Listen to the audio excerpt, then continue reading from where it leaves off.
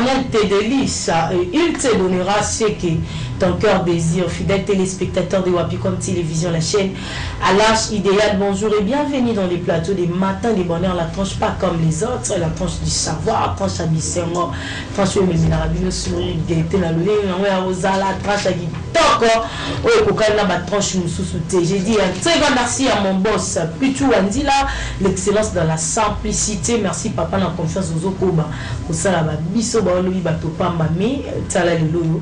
Un très grand merci encore à mon coach, mon cordon, mon réalisateur Papingi, mon vrai jeune Mukunzali Anabatu. Talabungina, Talabung, Keto Kedi, toujours combattu, mais jamais abattu. Tobi Tomi, ma bon licolo, na rythme et dessin animé, Mikolo, vous avez Jean-Pierre, pour nous damner. La un très grand merci encore à l'équipe technique à Wapicom Télévision. Merci à Alpha Bien, Alpha Oula, Sadiba Caméré, Bélé, Beye, Moko. Merci à Samuel Kabang, merci à Stéphie, à la Ntsokil. Joyeux anniversaire, la bonne Soubabo Tamamoko, la Lelo, Kolanda Biso, de partout. Équipe membre à Wapicom Télévision, particulièrement, il y a matin des bonheurs. Toto Melbino, Mbotama et Lam, et Nakini, vraiment le Mbango, la copée, ça va. Bonne fête à tous les parents de la République démocratique du Congo. Ça dit, bah papa, tout va passer à biso, bah vite, le 1er août. Ça dit, toko célébrer journée internationale à bah parents. Oula, oula. Na tongo ya rayaba, oui. Na pokwa ya rayaba parents. Ça dit, tout le bile, ngonia. Na bah papa, nyoso. Oh, bah pesa biso, bah vie. Bah papa, tout. La République démocratique du Congo, tout les labino, ya tropo sabino, les biso bana. Tuza o tuza te. Merci. La bino na nyoso obo sala bo encadra biso. Le temps sa biso ba place de tuza bo particulièrement à mon papa chéri, le révérend pasteur Nelson Kilaki dit ma maman Eugénie Ngunza na lila bino ya tso ba parents na ba parents tout na lila bino ya tso. Et bible bina biso tout les lana ba bazolela. Te présenter ba sincère condoléances à ba famille nous sous bazolela bozolanda biso de partout. Nous sommes de cœur avec vous particulièrement à ma voisine Rosette Mamou. C'est-à-dire à Boumisagi papa nae toujours les non Rosette Zama Kasi Zamba Pesarayepe Azouaka tout bien le maître des temps et de toutes circonstances et pourquoi a permis taka. Voilà, encore une fois, bonjour Kinshasa, bonjour Brazzaville, bonjour à toutes les 24 communes de la ville-province de Kinshasa. Tout le labino, il y a trop. Il y a au monde, on dit ma présente, un rendez-vous, il y a chaque échec et la tranche au Kitoko. Mata de bonheur, comme à la coutume, ma batterie, biso à salibiso grâce. Tout apparaître sous le long de la étant de week-end. Bien, et puis ça m'est battu sur tête au misana au coup, misanzambe. La tranche au Kitoko, matin de bonheur avant toute chose. La zone de réalisation, Tokum Sanzambe na Ntembo Kitoko ya sœur na biso Marie Missa Moupé à son âme. Autoloba Toko Koba ko immortaliser la chaîne Wapicom pour l'artiste ne meurt jamais. Tokum Sinzambe na associé et on se retrouve juste après transition.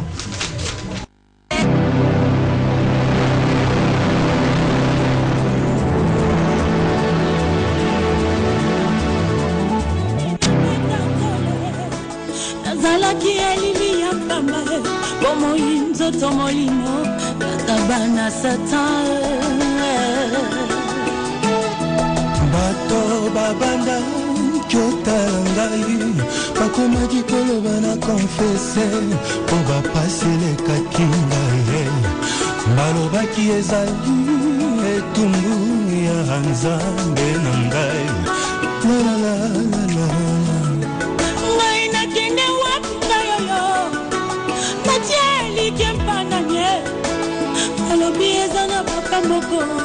Capable à cause de binanga chargé la tienne moto va être un andimier associé associé nanga yes associé associé nanga yes associé nanga yes associé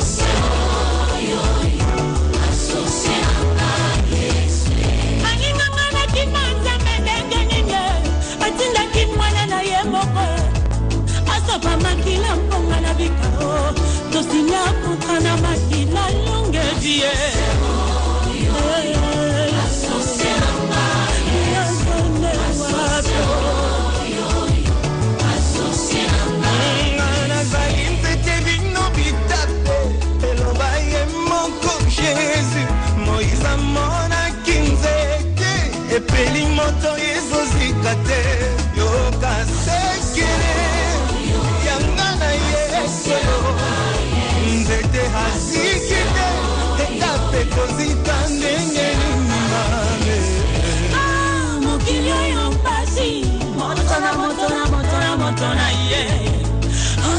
wana mpona Jésus to signa contrat na makila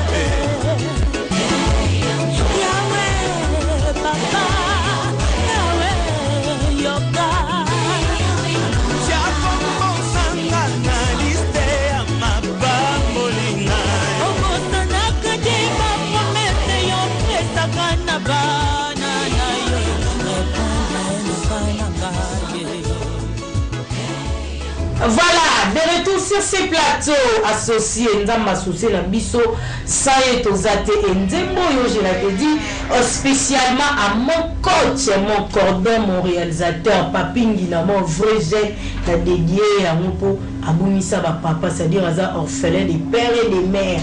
Et puis c'est à Marie Missa, mon para, mon tunaï. Na dédié Nzembo et consolé pour la fête des parents. Babi ba ba ko fela ba parents ba ko na cimetière ba ramba lisu hommage ba bombisa ba yana ba fleur ba alpha bien appelé lelo ba ko na ba cimetière le numéro na ba mon coach mon cordon on a dédié Nzembo associé Papingi na mon vrai jeune Nzamba les maîtres des temps et les circonstances et puis il est le dieu des orphelins, c'est-à-dire orphelin tout beauté la Nzambe a outil kabinoté. Voilà, tout le bidelo. Et ça le 1er août, tu as un spécial 1er août. Ndeka boyebi matin de bonheur to bara biso to zanga ndenge bolu de la biso ndenge c'est-à-dire de l'autre boye to la spécial 1er août et sur ces plateaux dans un amourité dans un isengo ya kozala na oyo asola na milimo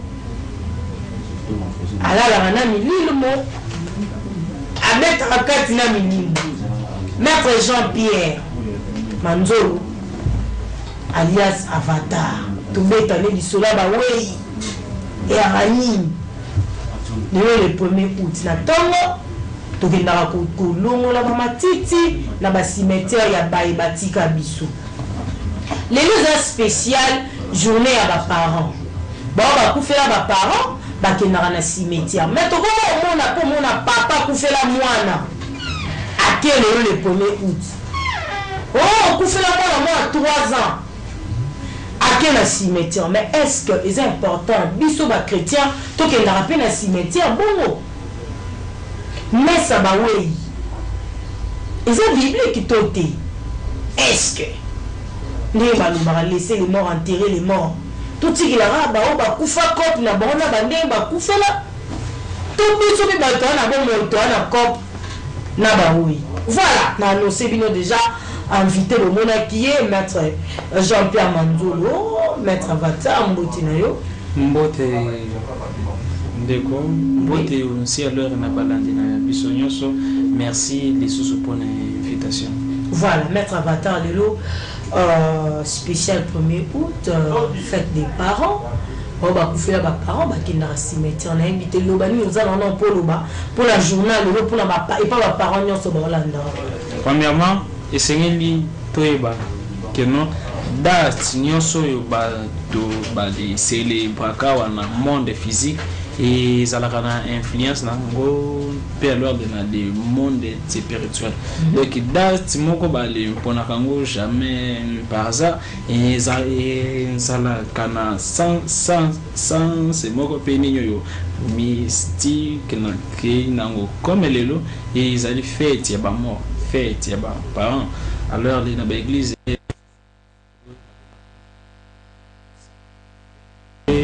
il y a les saints. Alors, date à l'élo, ils allaient dans yo milimo, mais sous et voyage et kendaka nabani niveau supérieur. Parce que liwa allaient liwate, liwa ils allaient porte vers bani ni voyage mais sous. Ils allaient peut avoir les dates yo bateau mais sous ba kofa na bo boali nzambe ba ancêtre na ba santu to bayaka na mokili pona ko ali pambola bato pona ko ali sambela pe nene pona bato. Premièrement isengeli toyeba que non makambo ya ba ancêtre makambo ya rite ya bato ba kufa e banda ke mwali qui ezala ezali même biblique sans leur batoba kufa ici toi recoki quoi des salate sans leur batoba kufa nzambe mende lelo ayebana ndenga ayebana alors te parce que bible lobinini nzambe ya bimeli Moïse tama bimeli Moïse na buisson a Freda nzambe a sali référence c'est na ba konko na ye oyo ba kufa nzambe de binini Moïse nazali nzambe ya Abraham nzambe ya Isaac nzambe ya Jacob lelo pe na komi nzambe na yo nzambe a sali référence na bato ba kufa mais les questions ezali nini ezalaka sima soki to ali kufi tokendaka wapi tozalaka wapi nini ya revaka liwa ezali liwa pona bato bazala connaissance te mende soki kufi ezaka na changement te na ndenge ozali na bo moyi wana lole na ko répondre ngo soki bali poser ngai mais eloko na ko de bana bango bazala concentré na makambo bako yoka surtout bali négliger bali koko na bango yo ba kufate. Voilà, merci beaucoup maître Avatar. Mais lelo déjà tous les 1er août na ngongo ba cimetière les ya utonda bazo kende kolela ba tsusu bazo ke bandela makambo ese le karabamawa on le 1er août ezonga rasusu yebisa biso impact ni ezara tango bakake na cimetière kolela to bakake lisusu na cimetière ya moto asi akufa po bino bito tika ba wei na ba wei balobi ke bible lobi bwali tika ba wei bale kunda ba wei balela ba wei mende nanya lobaki yango bali ti makambwana na monoko ya Jésus. Mais Jésus est moko avivaki ndenge nini? Teke Jésus azalaki na recours à bato ba kufate pour les interrogations. Jésus est moko vina ye ezalaki ndenge nini? La Bible dit Jésus a bimisi Moïse na Eli kokonae bale kokonae oeba kufa Eli amata Moïse akufa. Jésus a bimisi bango pona solo na bango wana ezali déjà mais comment si positif parce que même qui Jésus a solo na ba kokonae ba kufa bono biso yo tolobi ke non to azali kwa le landa Jésus pona nini te kwa le vénérer bato ba kufa Jésus moko vina ye déjà exemple pona nini asolo na kimbala moko na tata te pona nini singela ki ya bimisa Moïse na Eli makambo ya solo la ba tikala jamais kwa le koma ngona Bible toujours dans les Bible to komona tout ce nini ya par Jésus présence ya pouvoir batoba kufa na premier roi ya Israël Saul moto a konsa kaki roi alors zaki Samuel et arrivé que non Saul comme alors kwa le tuka nzambe azazali kwa le tosa susu makambo nzambe te nzamba lobi na mono kwa Samuel ndoba na Saul ngai nzambe na botoli bokonzi même ata fandi wana bokonzi zali pai na yete wana Saul sima ya mikolo Samuel akufi prophète Samuel akufi tawa akufi prophète azaki ondire mono kwa nzambe prophète azalaki alors te tokwa li tanga wana li Bible Saul akei kwa li doka batu oyo mwasi moko asololaka na leur emeni oyo batu ba kufa soki batu ba kufa bakendaka kaka libela mende Samuel alingaki koloba te alors soki batu ba kufa diale ezalaki possible teke nini bale zonaka na bomo ikwale solo na bato soki ezaka kaka banini yo demo Samuel azalaki demo te koma bimaki toko tanga na premier livre ya Samuel chapitre 28 verset 7 dans les Samuel chapitre 28 verset 7 doit aller continuer 1 Samuel chapitre 28 verset 7. Voilà. Et Saoul dit à ses serviteurs, cherchez-moi une femme qui évoque les morts et j'irai la consulter. Ses serviteurs lui dirent, voici, en Endor, il y a une femme qui évoque les morts. Continue. Alors Saoul se déguisa et prit d'autres vêtements et il partit avec des hommes. Ils arrivèrent de nuit chez la femme.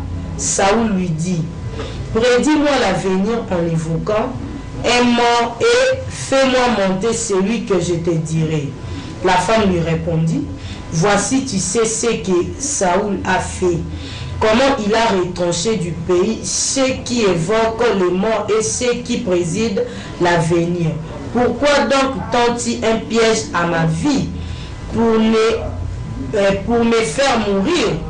Saoul lui jura par l'Éternel en disant, l'Éternel est vivant, il ne t'arrivera point de mal pour cela. On continue. La femme dit, que veux-tu que je te fasse monter? Et il répondit, fais-moi monter Samuel.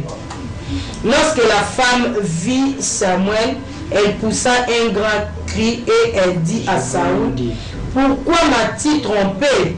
Tu es Saoul. Le roi lui dit, ne crains rien, mais que vois-tu? La femme dit à Saoul, je vois un Dieu qui monte de la terre. On continue. Il lui dit, quelle figure a-t-il? Et il répondit, c'est un vieillard qui monte et il est enveloppé d'un manteau. Saoul comprit que c'était Samuel et il s'inclina le visage contre terre et se prosterna. Dernier verset 15. Voilà, Samuel dit à Saoul, pourquoi m'as-tu troublé en me faisant monter? Saoul répondit, je suis dans une grande détresse, les Philistins me font la guerre et Dieu s'est retiré de moi. Il ne m'a répondu ni par les prophètes ni par des songes. Et je t'ai appelé pour que tu me fasses connaître ce que je dois faire. 16 Yasuka. Samuel dit, pourquoi donc me consultes-tu puisque l'Éternel s'est retiré de toi et qu'il est devenu ton ennemi?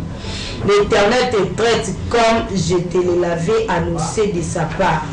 L'Éternel a déchiré les royautés d'entre tes mains et l'a donné à un autre, à David. Merci beaucoup.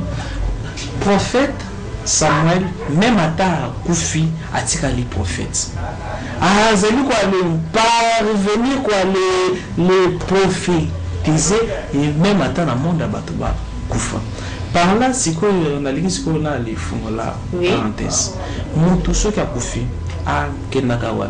Maria, l'été, n'y est la cahier. Pays sous ni salaga que non bato bakufa des fois ba les ongles la rabiso na bandoto soit bato to benga ka soit ba centre na ba ancêtre bazalaka banani bakendaka wapi.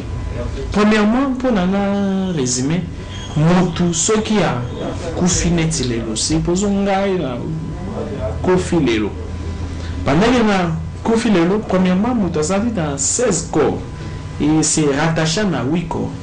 Tu as les un corps physique, nous autres automonaka, et vivre dans le monde physique. Tu as les un corps éthérique et vivre dans le monde éthérique. Tu as les un corps astral et vivre dans le monde astral. Tu as les un corps mental et vivre dans le monde mental. Tu as les un corps causal et vivre dans le corps causal. Tu as les un corps bouddhique et vivre dans un corps bouddhique. Tu as un corps atmique et vivre dans un corps atmique. Tu as un corps christique et vivre dans le monde christique. Alors, pour la paix, Moutoua, Koufa et Seigneur, Koufa, dimension par dimension. Ceux qui ont un physique et Koufi, corps éthérique, n'a pas Koufité. Corps éthérique, il y a les amis, nous sommes tous les sailles na bandoto. Ceux qui ont lali. Donc, partie à ndoto wana et ça la dimension onérique na corps éthérique. Partie à ndoto que non motozali bali pumbwa wana ezali corps ancestral na dimension ancestral ainsi de suite. Ceux qui corps physique et koufi nous autres la mission éthérique et vivre. Oko mona nzoto ndenge lali Montu azali na droit pendant 40 jours après. Il a annoncé liwa na ye na batu nyonso ayebaki. Azali même na pouvoir ya le bougissé biloko. Wasora sa kufi. Wana déjà kufi. OK. Ko mona noko na ya kufi yo yebaki te. Omoni photo na ye ko ye banzani. Omoni peut-être nous y avons nouveau mati dans les. C'est pas c'était les nikoi et banzani. Omoni peut-être na ndoto papa na maman na soit noko noa. Koufaki abimeli yo. Kelo Jean-Pierre ndeno ali comment na ngai na kufi. Nous la boy non pas kufi. Comme ngai na yebaka noko na moko kufa oyo nazali ko ali sali ya Minaï Marcel. Donc Marcel Kale Tusula tamwa kufaki ngai nazaki na terma na ye mona voiture na ye na kata zamba na ye ya benga Jean-Pierre mais oncle comment comme na zamba voiture limo sima na mona pourquoi bale bengi ngai que non tonton Marcel déjà kufa kutu bale kundai na lela sima 10 ans après côté ba kunaye na ibakate na le loti abimi ngazali koloba keno moya kwa le talanga Jean-Pierre ya kwa le talanga na le keyi na sime terre ambeteke na muki na moniete na zoni na bimeli ngai azali koloba na ngai na ndoto soki okeye na place boye otourne boye omoni loro boye kutu kombo ba tia alors été tala nde alors de na lisima ya libanga moko wana kombo déjà c'est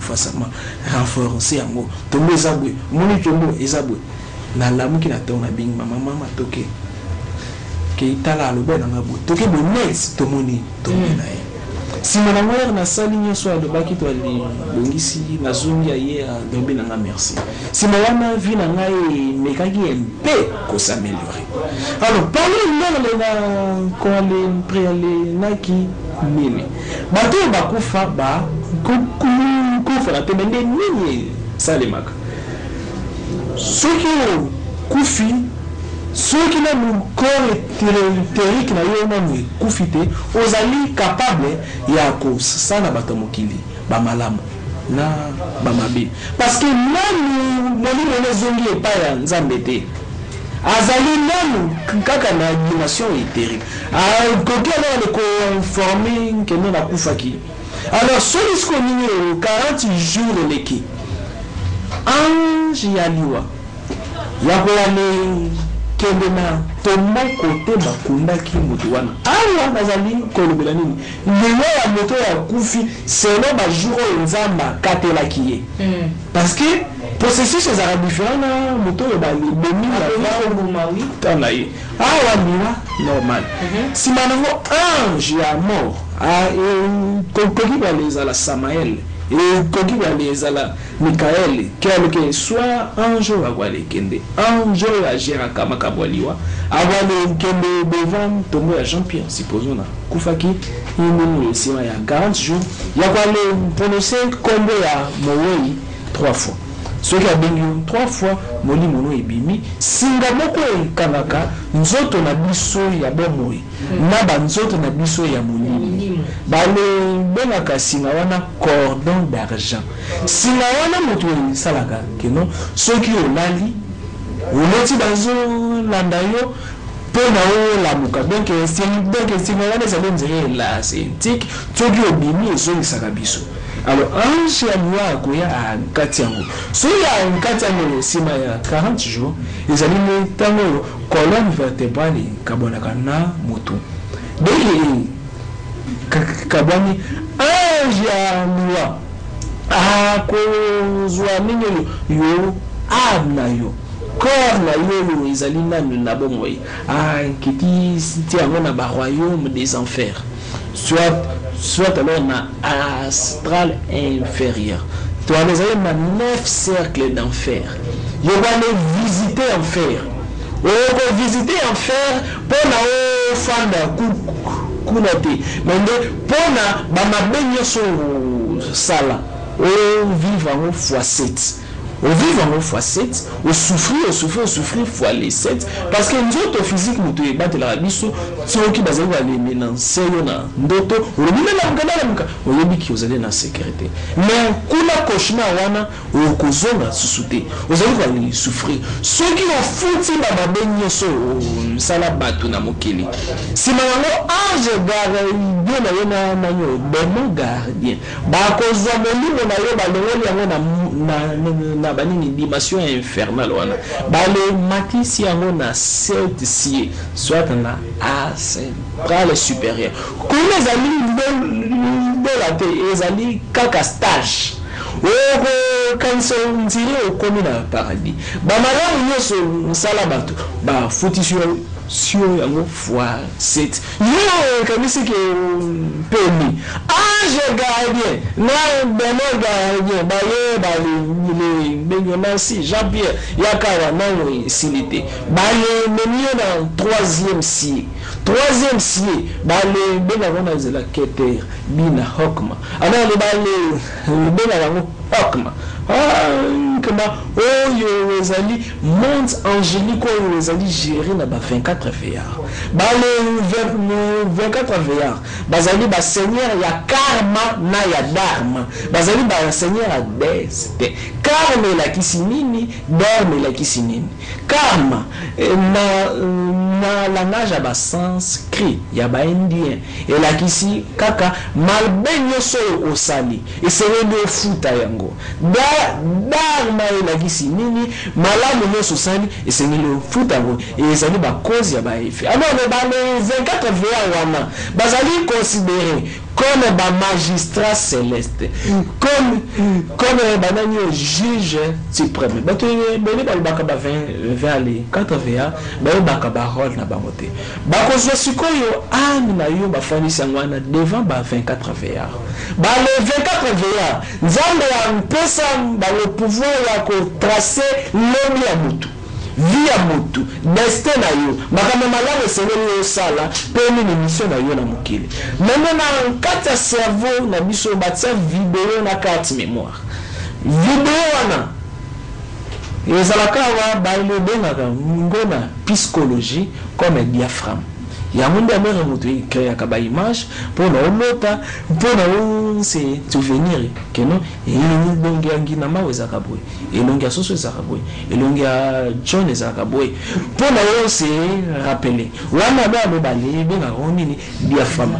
Babale bilisa diaphragme na yo moko parce que caméra beke caméra ya vie na yo ezaka ka misu na yo nyonso mona nyonso sala ya mabe misu no mona kalamu efana na image wana bali bimisi na TV sima wango babale kele na siamo tema na yo pembeni ya rat babale bimisa disque bir moko ezalaka wana bali benga kamoni ni mémoire akashique. Mémoire akashique ezali na ba enregistrement ya ba makambo ya mabena malamu nyonso osala banda ozalaki na libu mama na yo banda ozalaki na eternité bakozwa mo bale tie pendant que ozali koalemika yo ozali kaka ko-observer bazali na bapoalogramme na bango malamu ozali koali compter pourcentage mabeke ezali koali compter pourcentage soki na le bale peser keno bamabe na yo eleki bamalamu na bele et sengeli yo se justifie ozali na avocat na des avocats demo gardien na ange gardien. Ange gardien moto asololaka na yo na conscience de soki olingi osala mabe aloba nao kasi tike eza mabe yo te na kosala ndenge esali wana ange gardien azwi akomi ngai jour ya kosamba na kuali témoigner contre ye que non ayoka kingate parce que Paul alobi nini savez-vous pas que nous jugerons les anges. Quand est-ce que tu peux juger ba ange? Et les amis là-bas, un jour, bazaka ba avocat na biso. Ceux qui m'allent, peki saki biso ma bête, bango batubako telemila. Mais des bango bazaka vigilant. Comme bayo que non, tellement bako condamner yo, bako bela yepe. Yo osala ki nini pona ye. Yango na Bible, na livre Exode nzamba de Bible. Voici j'envoie un ange devant toi. Pona ande mayo na mboko na bongiselo. Mais kema yoka ye. Soki yoki ete ngani nzambe na ku komisa nzela na yo douleur. Alors, ange gardien ya wale témoigner na ba petitesse na yo. Azama to imangongi na conscience na yo na pekisa imalebe. Demo gardien peut alors ya kwa li témoigner que non. Premièrement, il y a zaki fidèle nanga. Abameki kwa li yoka toujours nga. Comme abameki kwa li yoka toujours ngai na moni tegi nini tina nini bo ali sali malamu azali ba le mériter en faire na biso. Alors ce que on va PC ba le 24 VR comme na ba classe ezalaka na ba sisi terme ya ba deuxième session na ba goudir. Alors ce que on va le bin soit comme a koki ko se sanctifier au lieu que toi le condamné à naïe na enfer ton PC encore chance. Supposons que vous avez un mokili vous avez riche mais on n'y a pas la mibale. Toi vous couvrir la bon quand vous avez riche toi le PC chance à changer ton mécaï à zonga pauvre à botama moali bali basi pe ba nyokola ye et c'est là vivre na souffrance. Wana babona on incarnation babi to ale mpese sous chance mende mabe na yo to ale tsango déjà na na coffre fort celui a zongi kaka na bama beyo to moni que non azali ko ali changer te to ko condamner pour toujours parce que nzamba za amour mais ya mo wana a salé na mona ba c'est stratégie si la tango moi c'est là mobali bako sangana na monde physique yo molimo ezali kuna na likolo na 7e jour molimo ya mutu moko akufa ezali na jugement eyaka na mokili pour le kota na zemi wana na 7e jour ceux qui moi ça ali fécondé alors comment ya likolo bako tracer le siko destin na yo bako tracer comme ça là qui mama bébé c'est lié peut vivre ba makambu ya ba ma beboye ba le peser ba souffrance au vivre tout le monde même nous moi si nani aveugle né dans le but Jésus big sanga ba les disciples ya Jésus batuni est-ce que yende mutasala ki mabe to lo ba le botina ye parce que ba yeba ki non souffrance nyoso ezalaka duri ya bama bemoko salaka na ba incarnation passé preuve ané to moni ndeko na biso Eli azalaki un grand leur maître asalaki bien ko ali kitisa moto asalaki mabe ko ali 450 prophètes bali mitu tango bomi ba febi que comme la maître spirituel tu na kufi na bi méthode des abri te kana frauder na lola Eli